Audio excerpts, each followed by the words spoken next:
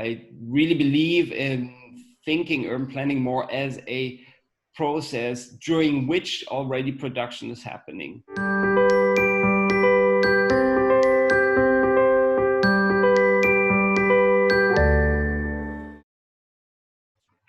Hello, Matthias. Good to see you. And I'm glad that you've joined this series of interviews. I would like to start with a short overview of your experience of interaction with the city. I know that you were involved in such projects as Skulpturenpark, Moabiter Mix, Haus der Statistik. Could you tell me how exactly are these projects connected to each other, and what kind of approach did you establish and develop through this practice? All these projects that you've been mentioning, Skulpturenpark, the ZKU and Moabiter Mix, and which is one of many projects at ZKU, and then the Haus der Statistik, sort of the thread is that in all of these, there is an involvement of civil society in the form of an artist collective called Kunstrepublik. So, and I'm part of that collective. So underlying in all of these three mentioned projects, we sort of have a different role, I would say. In the Skulpturenpark project, there was more of a role of a curator and producer. And in ZKU, this is more as a, say, cultural manager. And in Haus der Statistik, this is sort of more as a stakeholder in sort of later usage and representing sort of social and cultural initiatives. And we sort of challenged the status quo, and we've done that in Skulpturenpark for sure. We've done that at ZKU and also in Haus der Statistik. And then from there, we try to carry this, say, vision of how the city could be different into reality. And then this, of course, becomes a greater compromise with many more people getting involved. But art can also create social difference and can create a new social situation. And this, in all three cases, I guess we have achieved to a certain extent. Do you think that the fact that ZKU is a cultural institution, not commercial or profit-oriented, positively influences the communication with other parties involved in the projects? It's been really helpful to have a physical space and to have a representation. And I'm actually even surprised how important it is in people's heads that you have a physical representation in the form of a building. You would think this is just so retro, but it's not. And yes, and this of course makes it easier, and it's understandable. This makes it much easier for partners that you might be talking to when you talk about urban planning projects to be trustworthy, because people see, okay, they are running an institution, they are running a place, they are running a physical space, they know how to do this. So I guess this helps in terms of getting the trust of partners, but very practically speaking, it also helps when you want to gather people. So when in Haus der Statistik, we wanted to create a momentum at the very beginning, after the initial artistic intervention, meeting other people was very crucial, and creating a kind of consensus with other people from civil society on what shall happen in that place became important to then take the next step. And without a physical space, without this kind of cultural institution, this wouldn't have been possible. So it has many, I would say, advantages, but it's not a precondition for becoming, let's say, active in urban planning or, active in the political sphere, but it's helpful. I know that ZKU is closely working with local community. Do you feel that the community gets empowered through these interactions? what kind of changes do you observe during these 6 years since ZKU was established in Moabit? I think we did have an impact, and this, I'm just starting to realize how big this impact is, because now this year we're not having a lot of activity, and we've been getting a lot of response. What are you doing? What's happening? So it seems like people are missing our activities, and I hope, and I guess also, that our activities are not just mere entertaining activities, but also educational activities. This has always been a very important aspect of our work, that we want to sort of transfer knowledge, learn from our neighborhood learns from our global artistic community. So there is an exchange and a mutual learning process. So to measure this impact, though, and especially the word empowerment is such a strong word, it's very difficult. We can only guess, but we can also, on a day-by-day experience, see how people approach us, how we have a strong impact also in our local district parliament, where we also are represented, and I guess we bring in some fresh ideas into the neighborhood representational organism. And so there are many indicators, I would say, that we do have some kind of impact. We cannot change the, say, mechanisms that lay behind sort of the general dynamics of a, for example, rental market. This is something that sort of is where we can be informative, and we can help people understand what's happening and what the mechanisms are that kind of, for example, in Berlin, create a kind of dynamic in the rental market. But we are not sort of the deciding institution. But what we are trying to do is to create trust in the existing institutions, as long as they sort of are representative of the people, are sort of inclusive and democratic.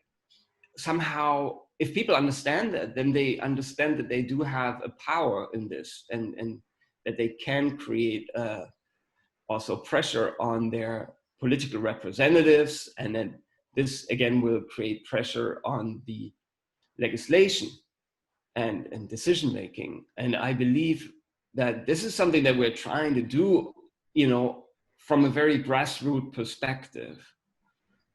And yeah, I hope that has that impact. And from just the sheer numbers of people that we've been reaching out to, I think I'm hopeful that this is the case. Within the projects involving ZKU, I found several platform formats aimed towards practice exchange and cooperative production. For example, City Toolbox. How did this platform emerge, and does it address to existing community or aimed towards creating a new one? And what kind of results do you observe by now? Well, the City Toolbox is sort of a continuation, and sort of the attempt to scale our experience that we have gathered over the couple of years that we've been there in producing content, and mostly producing moments where the neighborhood gets together, where, you know, this kind of educational angle that I've been mentioning earlier is realized and produced. And we wanted to somehow make this knowledge accessible for others. And we know that there are many other institutions out there in the world that also run cultural and social institutions like we do, that try to create inclusive sort of democratic societies. And we wanted to have this more accessible, and we wanted not just our content, but also the content of others, and wanted to see whether we can try to describe this content in a way that other people can adapt it. Not copy it really, because I guess copying the exact Speisekino or Gütermarket or Fußballerball or whatever in another context is not possible, because the context is always very important, but adapting does seem feasible once, if you take into account your local sort of preconditions. And we wanted to make these kind of things visible, not just from our side, but also from other institutions. And that's why we created this platform.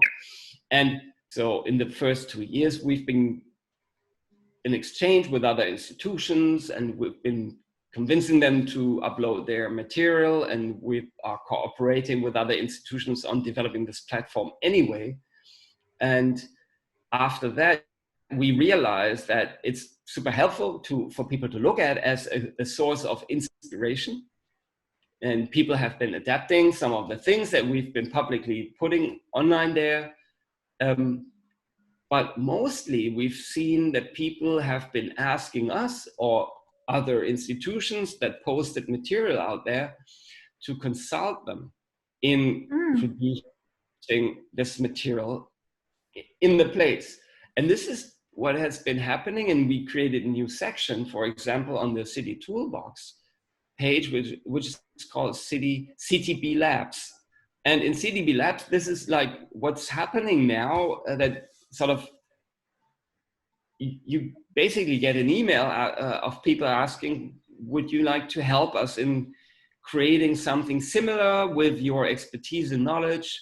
We need some support, and please come and visit us. And so we've been doing this in Aveiro in Portugal, in Kicili Market in Athens, and we are currently doing this in Rijeka in Croatia. And I guess, so this platform has more become, let's say, a business card in a way, for the activity of civil society. So not our personal business card, but the business card of many institutions.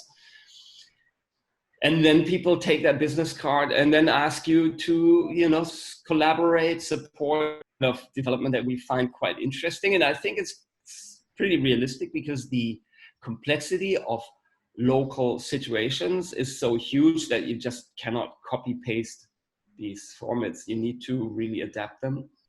And so it did have some impact there. Yeah. Right. That's actually a very valuable comment, that successful practices could not be simply copy pasted or rather adapted for another context. I totally agree. And continuing this topic, I would like to ask, do you think that such complex holistic approaches that you implement now in Haus der Statistik could be reused or further adapted for other projects?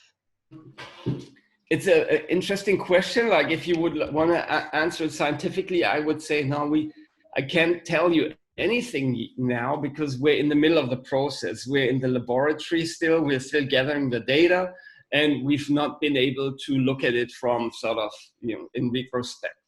But there are some indicators, I would say, that show us what the limits of that project are, and also what the potentials are.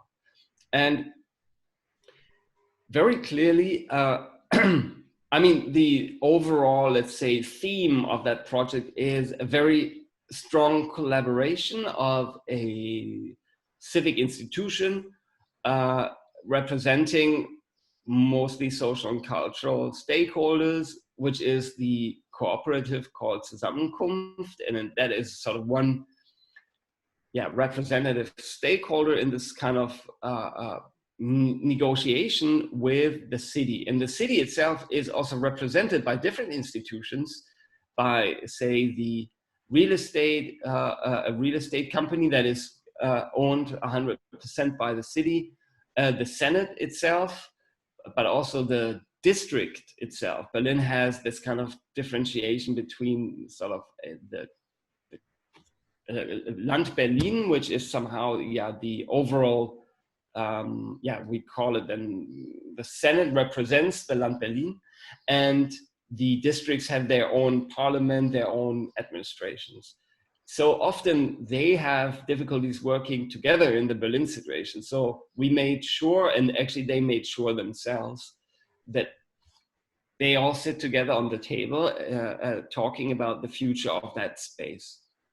Also, because it's so prominently located, it has such strong, there's so many strong interests in representation, like the city wants to be represented, but also these different civic institutions want to be represented. Business would like to be represented in this. So it's very important that you negotiate this all together and not come out with a surprise result at the end where, their conflict is already foreseeable.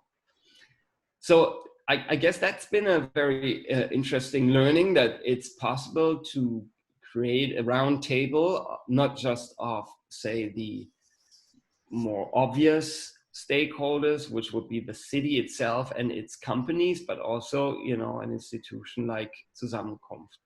That's sort of one learning that's just been very helpful, and we're in the middle of that process. Now, another learning is that there are limited instruments in the administration to allow for a truly inclusive planning.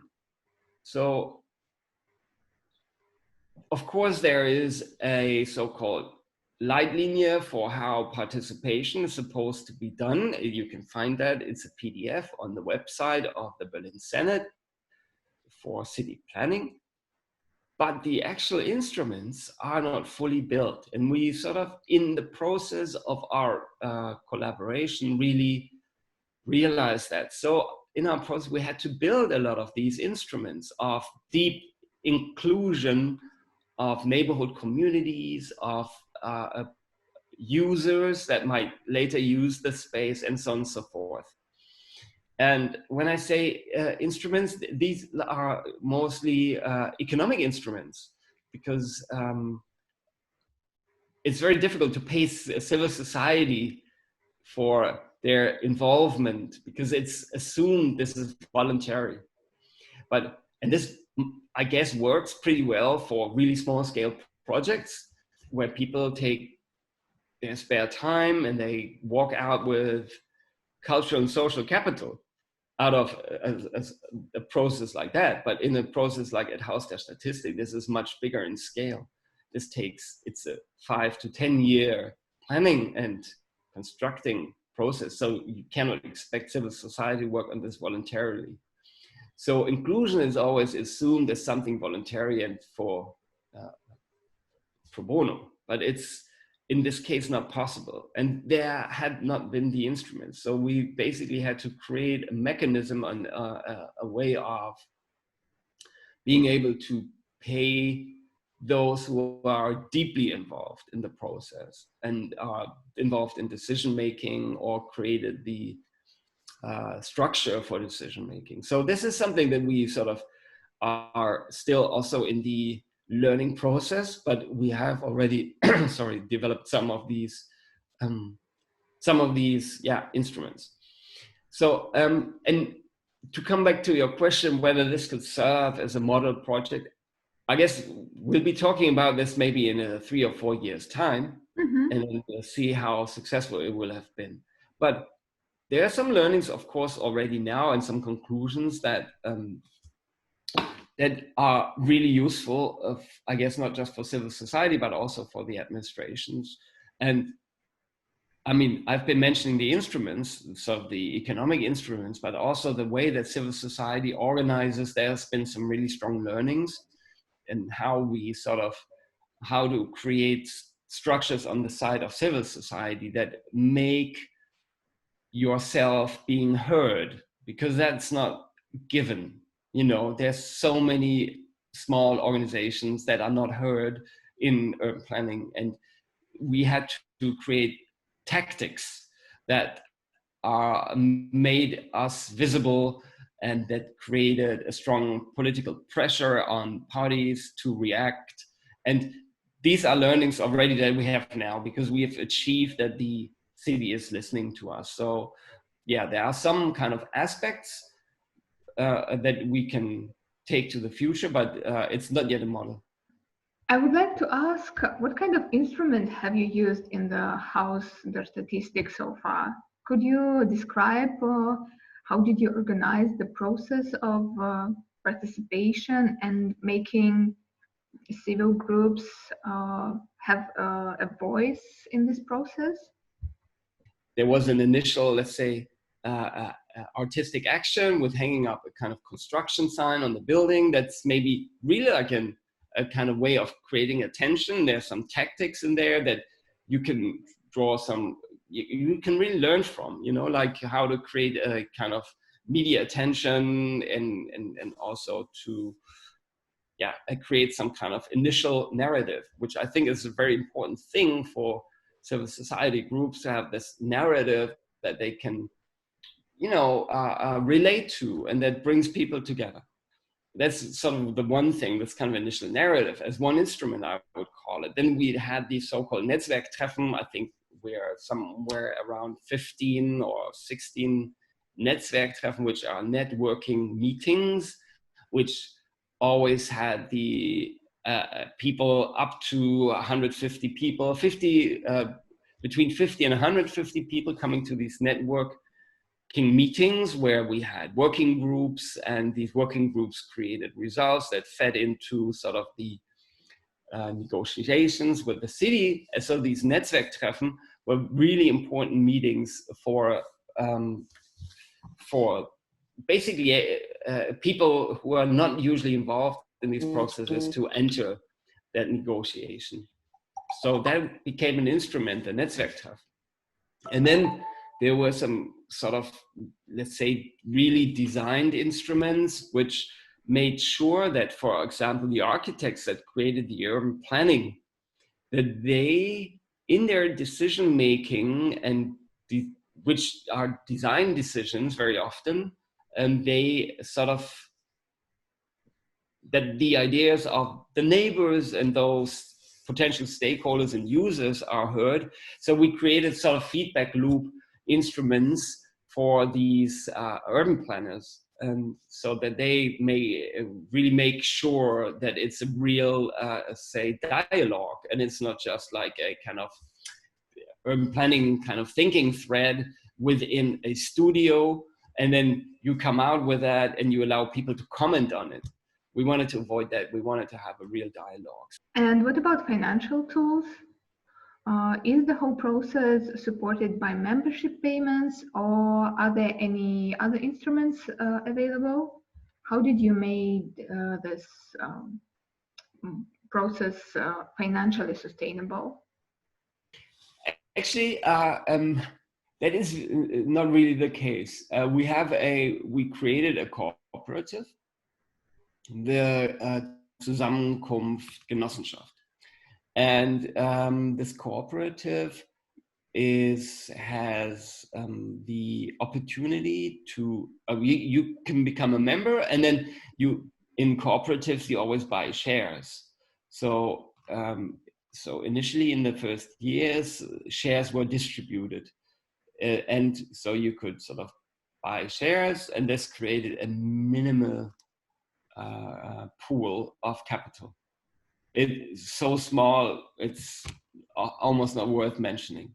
So right now, sort of we as a kind of representative of civil society and social and cultural institutions are sort of have attended public tenders to become planners for that process. So actually we have to go through, say, normal and usual processes that make transparent how sort of planning is,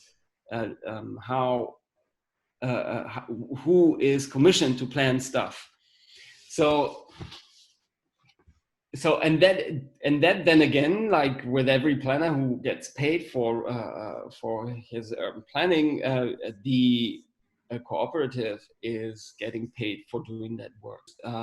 Normally the city would create a public tender. There would be like your normal planners applying for this, and they might create some instruments that allow for neighborhood initiatives to be part of that process.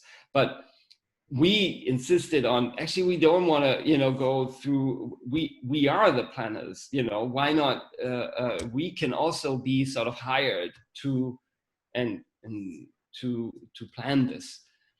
Oh, okay. I see. I think as a final question, I would like to ask what kind of gaps do you see right now in a current urban planning process, and what might be done to close these gaps? That is, of course, a really big question. But I will try to at least look at one aspect of that, because I mean, there are so many aspects that you could be looking at, from lock-ins that you have in urban planning that are very difficult to tackle, even if there's the political will to civil society involvement in urban planning, and which I'm more, let's say, familiar with, and that I would rather comment on, I guess. I mean, getting to that, it's like in urban planning, there are, of course, still a lot of modernist paradigms are at work, which assume that sort of from, say, a purely scientific standpoint, which is not always a humanistic standpoint, that you create sort of a grid and a design, and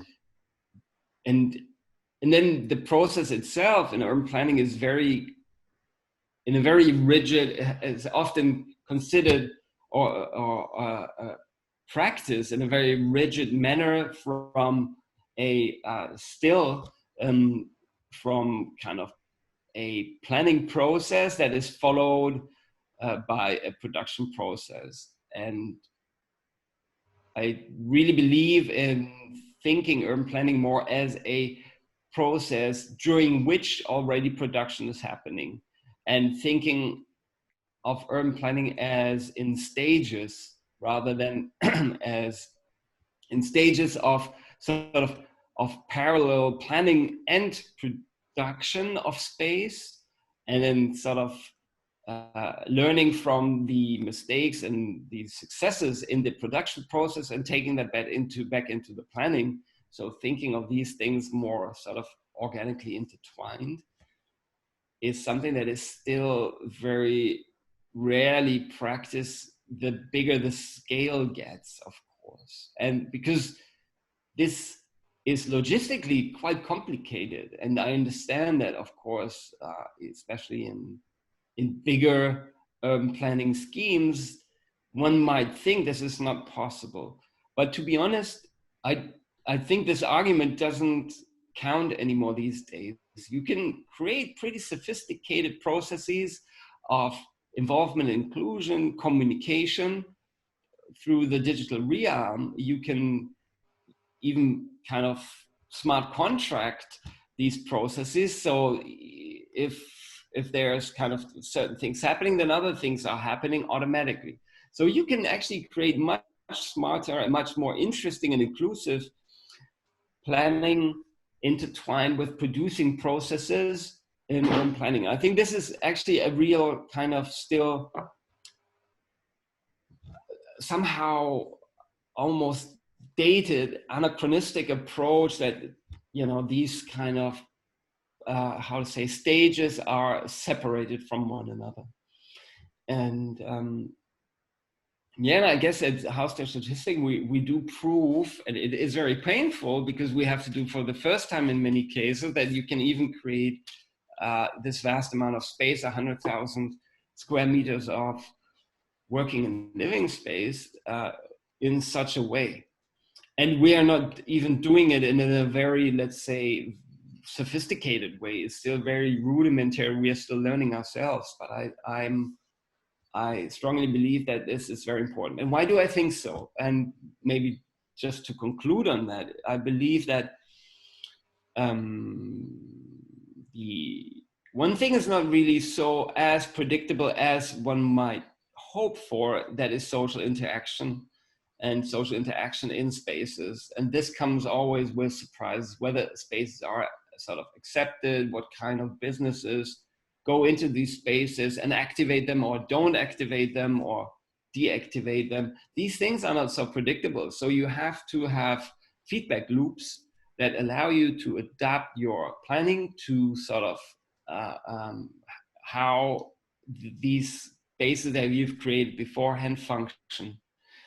And getting people, so users, stakeholders, and just simple like physical neighbors into these processes is very important, because if people identify with the planning because they've been part of the planning, they've been witnessing the planning, they feel like they've been, not just feel they've been involved, they have been involved in decision making, then they will more likely make use of these spaces, identify with them, and it's more likely that these spaces will become sort of lively, diverse, inclusive spaces, the way that, at least in my personal sort of say ideal public space should look like, that you can reach these goals.